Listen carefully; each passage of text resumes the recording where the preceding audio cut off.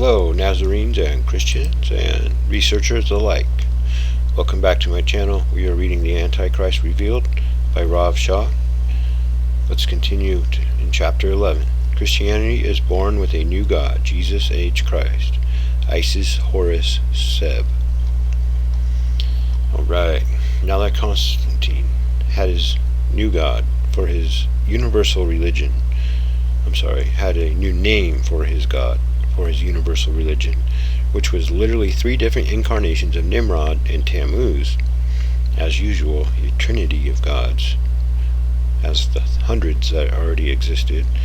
This new God came complete with the sun cross of Tammuz behind his head, the sun and cross. With this new Greek god in place, bringing all the different major factions together through synchronism was easy.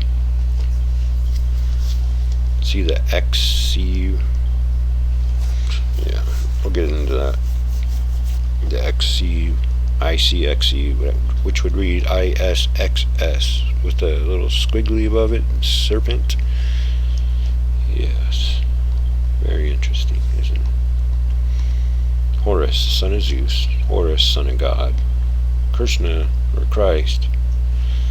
Tammuz, with a new name, Jesus, or Jesus, or Zeus, or Christ. All meaning the same thing. Paintings even began to emerge of this triple-figured God named Jesus, with the sun over his head. It was the new sun god, to be worshipped on Sun God Day, called to this day Sunday. This is what the Vikings used to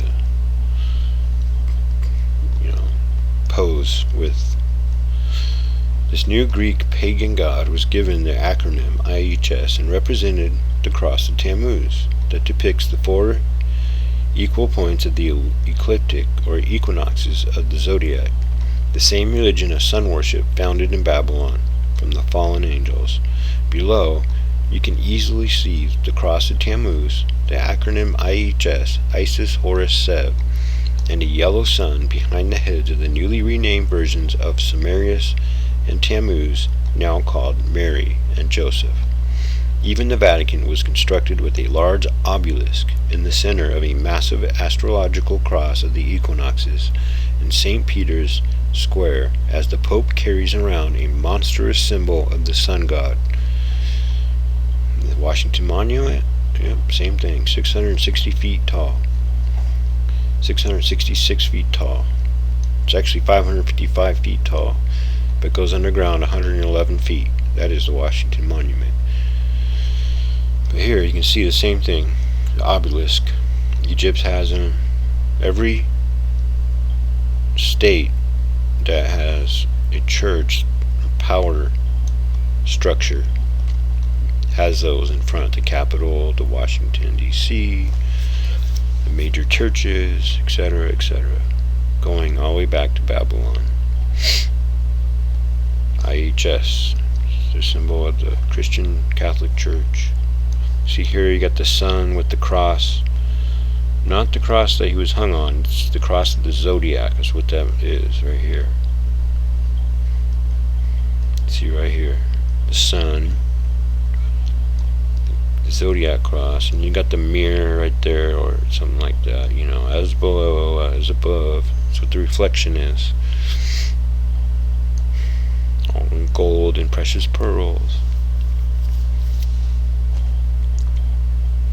There's a lot more to this structure too that I could go into. Could do a whole video on that. Right here is the head of a serpent. In the inside it looks like a snake. I'm sure a lot of you have already seen those videos. A lot of them get that part down pretty well, but they skip over the whole Jesus thing. They don't want to look at it. They don't want to know that it's fake. They just think Yahusha is just a different translation. They don't realize that Jesus actually stands for a whole nother deity.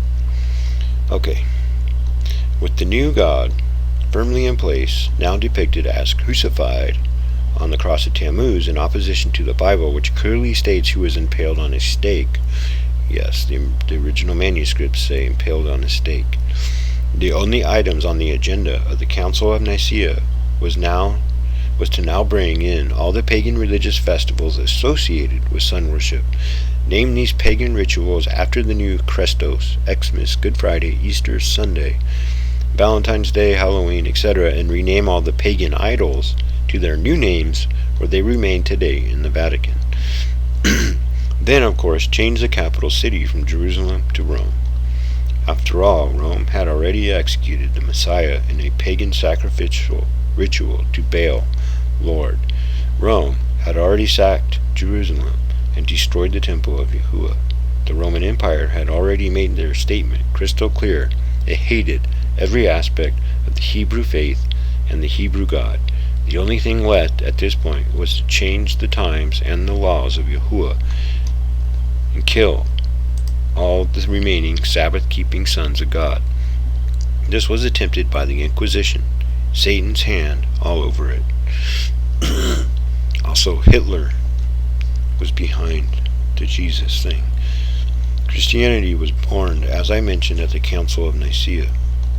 The pagan doctrines of the Trinity, the virgin birth, Sunday worship, Christmas, Easter, etc., were all formulated, and the New Testament text altered to imply these new doctrines in direct contradiction of explicit commandments from Yahuwah.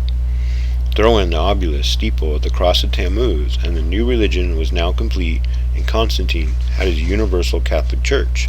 He then brought in all the pagan sun-worshipping fathers and nuns from Mithricism and Bridget worship, altered the text of the New Testament to its new religion, and began teaching the illiterate masses a lie, that this new religion was based on the Bible.